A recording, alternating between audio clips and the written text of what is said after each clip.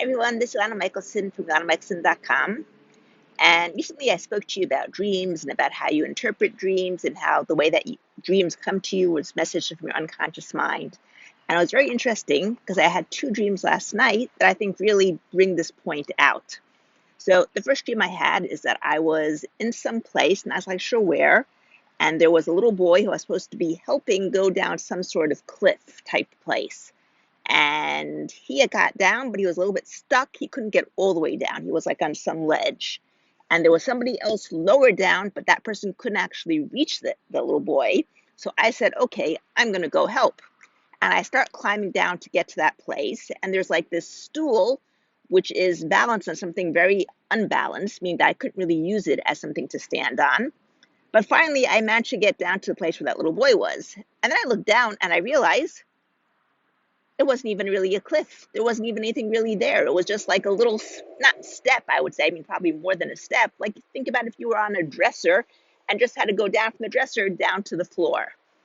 And the meaning that I gave to that dream was basically how things might seem really, really hard when you look at it from afar. When you come up close, you kind of realize that it's really not that hard at all.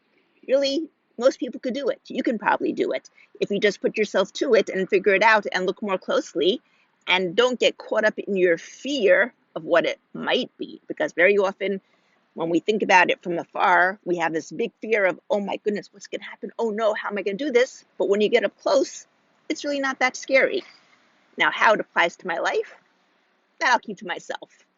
Second dream that I had is that I was at some sort of summer camp, and we had like our gala dinner at the end. Then we had to go and we had to pack up our things because the bus was going to be there at 6. And if we missed the bus, we'd be stuck in the camp.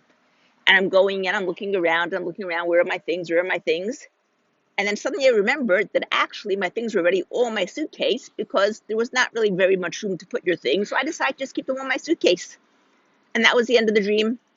And there I kind of looked at it as everything that I need is inside of me already. I don't have to go looking around all over the place for it. It's all inside of me.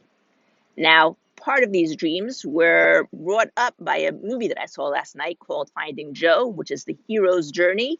And I recommend it for anyone who'd like to see it. I know there's a hero's journey that people talk about in terms of marketing, but this talks about more the private hero journey that every single person on this earth goes through probably many, many, many times in their life. I really highly recommend it. And if you get a chance to watch it, take it and let me know what your hero's journey is.